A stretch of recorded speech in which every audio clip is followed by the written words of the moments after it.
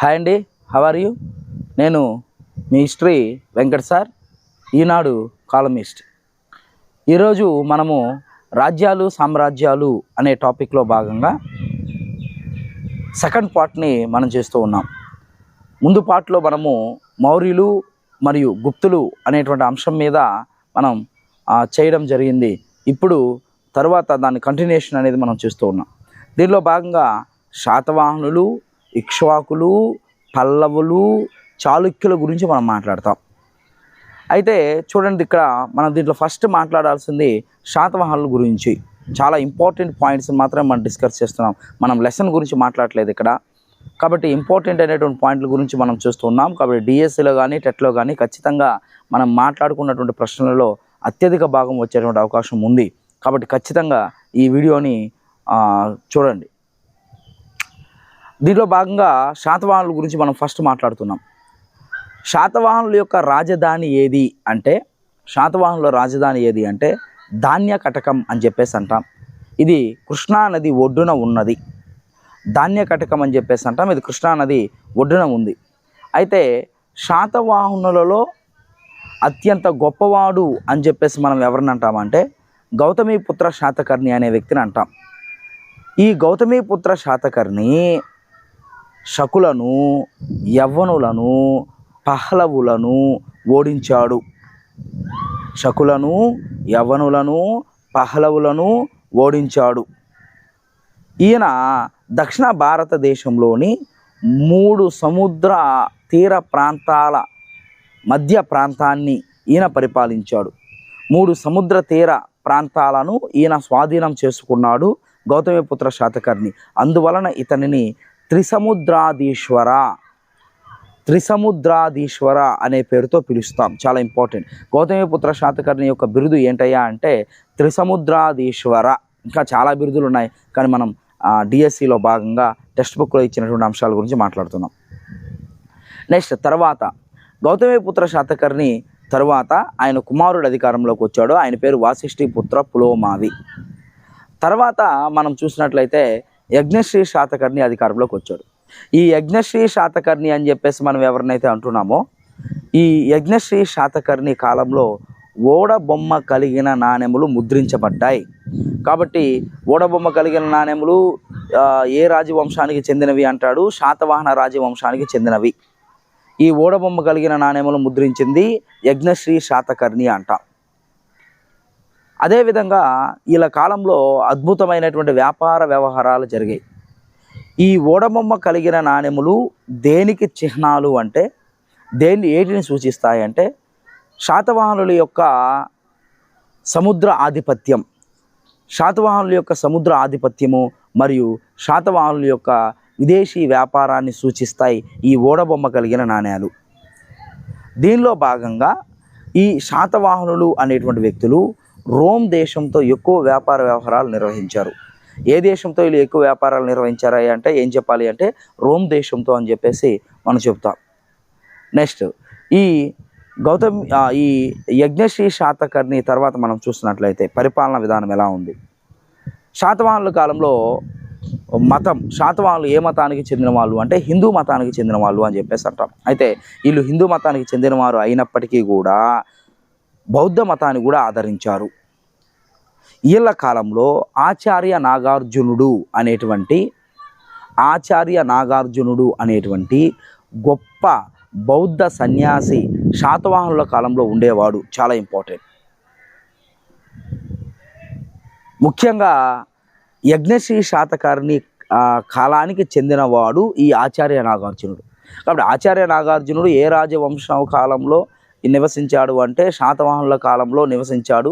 శాతవాహనులకు ఈయన సన్నిహితుడు, స్నేహితుడు అని చెప్పేసి మనం చెబుతాం. తర్వాత మనం చూసినట్లయితే ఏంటి ఇంకా ఇంపార్టెంట్ అయినటువంటి అంశాలు అంటే ఈ శాతవాహనులు అని చెప్పేసి మనం ఎవరైతే అంటున్నామో, ఈ శాతవాహనుల కాలంలో ప్రఖ్యాతి చెందినటువంటి బౌద్ధ క్షేత్రాలు ఏమైనా ఉన్నాయంటే ఉన్నాయని చెప్పచ్చు. అది 1 అమరావతి, 2 నాగార్జునకొండ.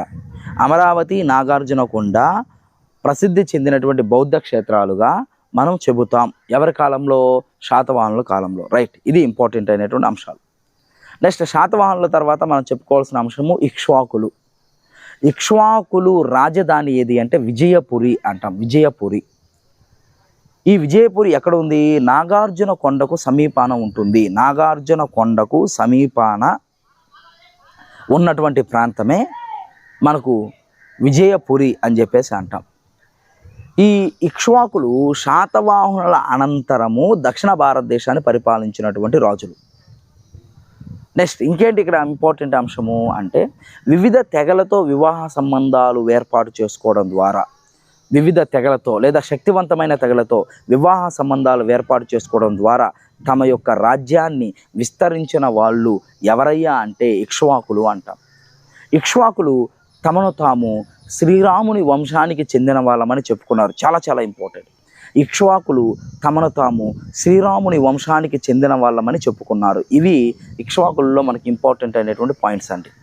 కాబట్టి ఇప్పుడు శాతవాహనులు మరియు ఇక్ష్వాకులు అనేటువంటి అంశం గురించి మనం చూసాం. తర్వాత మనం చూడవలసింది పల్లవులు.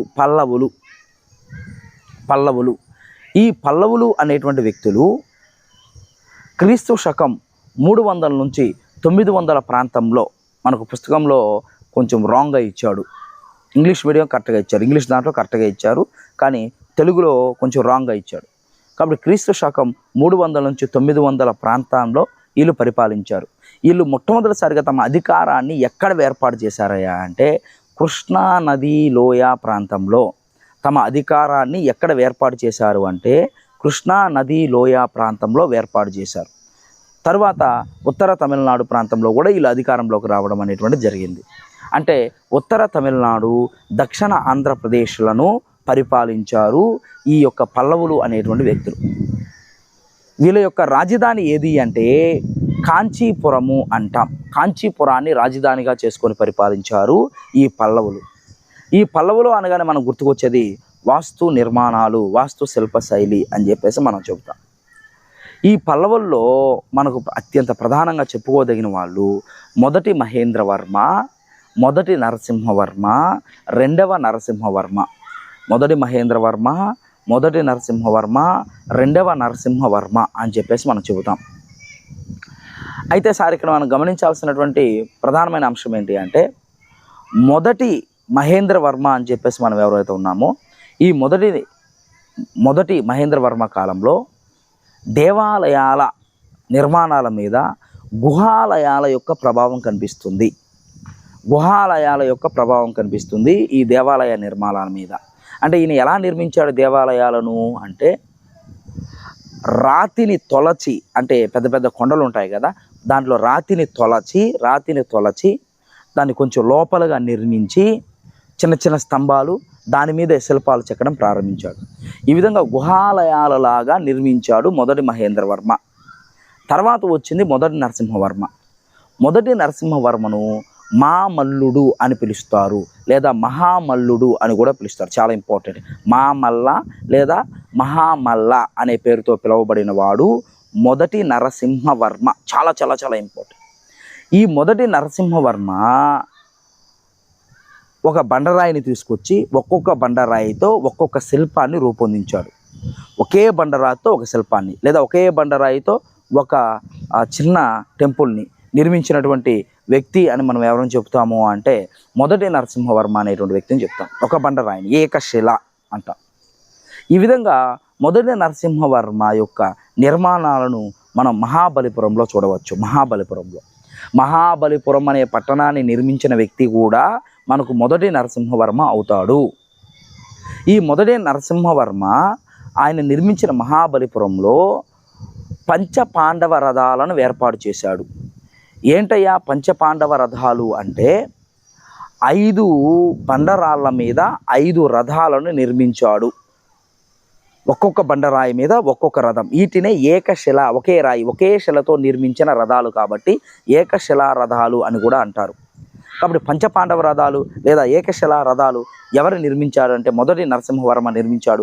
ఎక్కడ ఉన్నాయి అంటే మహాబలిపురంలో ఉన్నాయి. ఈ మహాబలిపురాన్ని నిర్మించింది ఎవరయ్యా అన్నా కూడా మొదటి నరసింహవర్మ అని చెప్పేసి అంటాం. మొదటి నరసింహవర్మ యొక్క బిరుదు ఏంటంటే మామల్లుడు లేదా మహామల్లుడు. నెక్స్ట్ ఏంటి ఇంపార్టెంట్ అయినటువంటి అంశం, మొదటి నరసింహవర్మ తర్వాత రెండవ నరసింహవర్మ అనేటువంటి వ్యక్తి అధికారంలోకి వచ్చాడు. ఈ రెండవ నరసింహవర్మను రాజసింహుడు అనే పేరుతో పిలుస్తాం. ఈ రెండవ నరసింహవర్మ కాలంలోనే మనకు మెత్తటి మట్టిని ఉపయోగించి, రాళ్లను ఉపయోగించి, అంటే ఒక్కొక్క రాయిని ఒక షేప్లో చేసి ఒక్కొక్క రాయిని పేర్చి నిర్మించడం. ఈ విధంగా మెత్తని మట్టి రాయితో నిర్మాణం జరిగింది ఎవరి కాలంలో అంటే రాజసింహుడి కాలంలో, అంటే రెండవ నరసింహవర్మ యొక్క కాలంలో. కాబట్టి ఈ రెండవ నరసింహవర్మ యొక్క నిర్మాణ శైలికి ఎగ్జాంపుల్ కైలాసనాథ దేవాలయం. ఏ దేవాలయం అండి? కైలాసనాథ దేవాలయం. ఇది చాలా ఇంపార్టెంట్ అయిన అంశాలు పల్లవులకు సంబంధించి. నెక్స్ట్ పల్లవుల తర్వాత మనం చెప్పుకోదగినటువంటిది చాళుక్యులు. వీళ్ళనే మనం పశ్చిమ చాళుక్యులు అంటాం. ఈ పశ్చిమ చాళుక్యుల్లో బాదామిని రాజధానిగా చేసుకున్నారు. కర్ణాటక రాష్ట్రంలోని బాదామిని రాజధానిగా చేసుకుని పరిపాలించిన వారు ఈ పశ్చిమ చాళుక్యులు లేదా బాదామి చాళుక్యులు అంటాం. ఈ స్వతంత్ర బాదామి చాళుక్య లేదా చాళుక్య స్థాపకుడు ఎవరంటే మొదటి పులకేశి. చాళుక్యుల్లో అత్యంత గొప్పవాడు అని చెప్పేసి మనం ఎవరిని అంటామంటే రెండవ పులకేశిని అంటాం. వీళ్ళు అధికారము ఏ సంవత్సరం నుంచి ఏ సంవత్సరం వరకు ఉంది? క్రీస్తు శకం 600 నుంచి 1200 వరకు పరిపాలించారు ఈ చాళుక్యులు. అయితే ఈ చాళుక్యుల్లో గొప్పవాడు అని చెబుతున్నటువంటి వ్యక్తి మనకు రెండవ పులకేశి. ఈ రెండవ పులకేశి అనేటువంటి వ్యక్తి ఉత్తర భారతదేశానికి చెందిన, అంటే ఉత్తర భారతదేశం మొత్తాన్ని ఆక్రమించి పరిపాలించిన హర్షవర్ధనుడు అనేటువంటి రాజు ఉన్నాడు ఉత్తర భారతదేశంలో.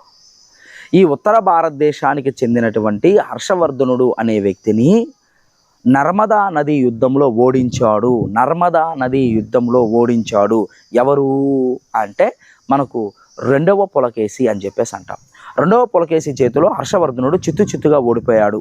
ఈ యొక్క విజయం గురించి మనకు తెలియజేసే శాసనం ఏంటి అంటే ఐహోలు శాసనం అంటాం. ఐహోలు శాసనం. కాబట్టి ఐహోలు శాసనం ఎవరి యొక్క విజయాల గురించి తెలియజేస్తుందయ్యా అంటే రెండవ పులకేశి విజయాల గురించి తెలియజేస్తుంది. ఈ ఐహోలు శాసనంలోనే మనకు చెప్పబడి ఉంది హర్షవర్ధనుడు అనేటువంటి రాజు ఓడించబడ్డాడు. ఎవరి చేతిలో?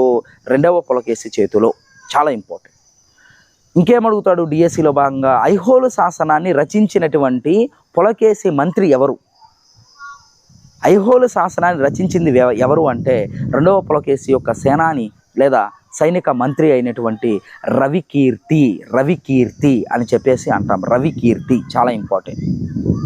నెక్స్ట్ ఇంకేంటో అడుగుతాడు, రెండవ పులకేశి చేతిలో ఓడింపబడిన పల్లవ రాజు ఎవరు అంటే మొదటి మహేంద్రవర్మ అంటాం. మొదటి మహేంద్రవర్మ ఓడింపబడ్డాడు. ఎవరి చేతిలో? రెండవ పులకేశి చేతిలో. చాలా చాలా ఇంపార్టెంట్. అభ్యర్థులు చాలా కన్ఫ్యూజ్ అవుతున్నారు ఈ యొక్క అంశంలో చాలా కన్ఫ్యూజ్ అవుతున్నారు. మొదటి మహేంద్రవర్మ ఓడిపోయాడు. ఎవరి చేతిలో? రెండవ పులకేశి చేతిలో. ఇది చాలా ఇంపార్టెంట్. తర్వాత మనం గుర్తుపెట్టుకోవాల్సినటువంటి ఇంకొక అంశం ఏంటి అంటే వీళ్ళ యొక్క దేవాలయ నిర్మాణ శైలి. ఈ చాళుక్యుల యొక్క దేవాలయ నిర్మాణ శైలిని వేసరా శైలి అంటాం. పశ్చిమ భారతదేశంలో ఇది బాగా అభివృద్ధి చెందింది. ఈ శైలి వేసరా శైలి అంటాం. వేసరా శైలిలో దేవాలయ నిర్మాణాలు చేసినటువంటి వ్యక్తులు ఎవరయ్యా అంటే చాళుక్యులు అని చెప్పేసి అంటాం. ఏంటి వేసరా శైలి అంటే దక్షిణ భారతదేశంలో ఉన్నటువంటి దేవాలయ నిర్మాణ శైలి ద్రవిడ శైలి, ఉత్తర భారతదేశంలో ఉన్న దేవాలయ నిర్మాణ శైలి నగర శైలి. ఈ ద్రవిడ శైలి, నగర శైలి రెండు కలిపి నిర్మించినదే వేసరా శైలి. కాబట్టి అడుగుతాడండి, ఏమడుగుతాడు ఇక్కడ? ద్రవిడ, నగర, వేసర అనేవి ఏమిటి అంటే దేవాలయ నిర్మాణ శైలిలు. ద్రవిడ శైలి ఎక్కడ ఉంది అంటే దక్షిణ భారతదేశంలో, నగర శైలి ఎక్కడ ఉంది అంటే ఉత్తర భారతదేశంలో, వేసరా శైలి అంటే పశ్చిమ భారతదేశంలో అభివృద్ధి చెందింది. చాళుక్యులు అభివృద్ధి పరిచారు. అయితే దీంట్లో భాగంగా మనకు పుస్తకంలో కొన్ని ఎగ్జాంపుల్ ఇచ్చాడు. ఏంటి అది? కర్ణాటక రాష్ట్రంలో బాగల్కోట్ అనే జిల్లాలో పట్టడగల్ అనే ప్రాంతంలో 10 దేవాలయాలు ఉన్నాయి అని చెప్పేసి 10 దేవాలయాలు ఉన్నాయి అని చెప్పేసి ఈ 10 దేవాలయాలలో 6 దేవాలయాలు ద్రవిడ శైలికి చెందినవి, 4 దేవాలయాలు నగర శైలికి చెందినవి. అభ్యర్థులు బాగా గమనించండి, మనకు పుస్తకంలో కొంచెం ప్రింటింగ్ మిస్టేక్ పడి ఉంది, ఇంగ్లీష్లో మాత్రం కరెక్ట్గా ఉంది. కాబట్టి 10 దేవాలయాల్లో 6 దేవాలయాలు ద్రవిడ శైలిలో ఉన్నాయి, 4 దేవాలయాలు నగరా శైలిలో ఉన్నాయి.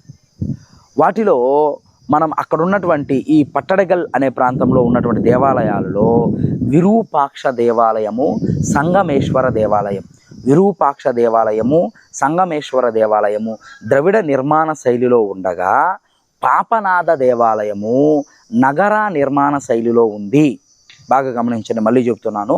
విరూపాక్ష దేవాలయము, సంగమేశ్వర దేవాలయము ద్రవిడ నిర్మాణ శైలిలో ఉండగా, పాపనాథ దేవాలయము నగర నిర్మాణ శైలిలో ఉన్నది. కాబట్టి అడుగుతాడండి, ఏమడుగుతాడు అంటే కర్ణాటకలోని పట్టడగల్ జిల్లా బాగల్కోట్ జిల్లాలో పట్టడగల్ అనే గ్రామంలో ఎన్ని దేవాలయాలు ఉన్నాయి? 10 దేవాలయాలు ఉన్నాయి. ఈ 10 దేవాలయాల్లో 6 దేవాలయాలు ద్రవిడ శైలిలో, 4 దేవాలయాలు నగర శైలిలో. కాబట్టి విరూపాక్ష దేవాలయం, సంగమేశ్వర ఆలయం ద్రవిడ నిర్మాణ శైలికి ఎగ్జాంపుల్ అయితే, పాపనాథ దేవాలయము నగర నిర్మాణ శైలికి ఎగ్జాంపుల్.